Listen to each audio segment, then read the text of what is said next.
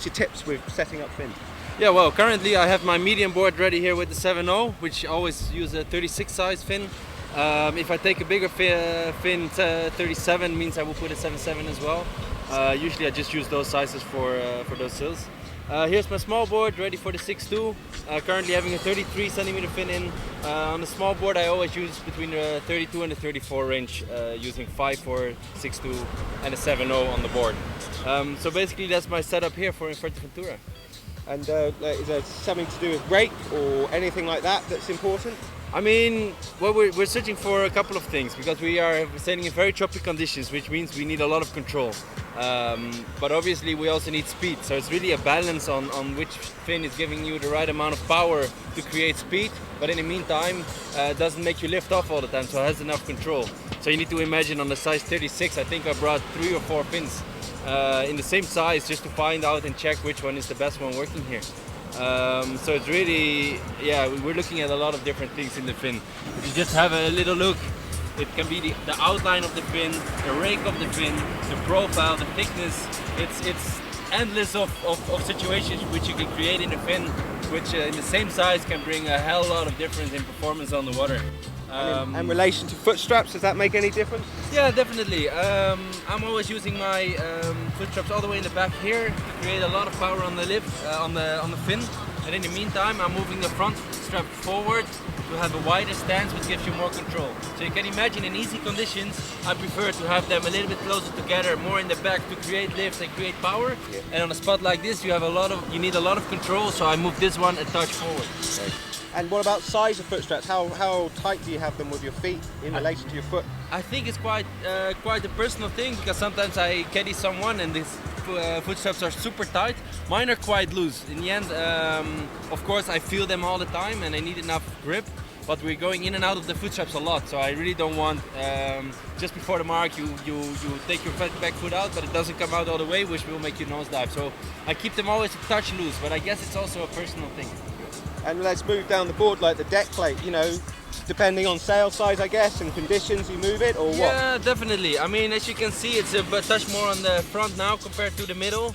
I think it depends a bit on the board brand as well. I think with the Fanatic Falcons, we usually use them a touch in front, which makes, for me, the performance much better. You need to imagine if the wind picks up and I want to stick on the same size, I just move it half, maybe 1 cm forward to create more control, as that will make the nose of the board down. And what situation would you bring the deck plate towards the back for? For example, we have some sweet water spots where you need a lot of power, so you need the board to fly more. This is where you go backwards, which will lift the nose up and will make you fly more in more light wind conditions. Okay, moving up, the boom heights and things like this, you know, where boom heights.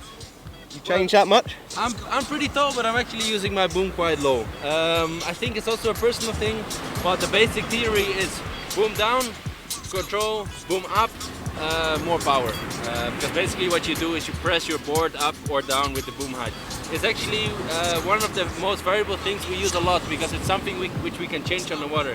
So within, like, let's say 3-4 seconds, you have your boom more up or down. So it's actually something we change quite a lot. And I've heard a bit about the cross batten being all important. Is this something to do like it? Yeah, in the end, it's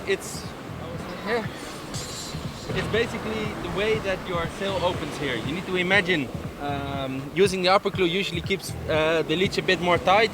Using the lower one makes it leech a bit more open. So obviously also the point where your batten crosses the boom has all to play with it.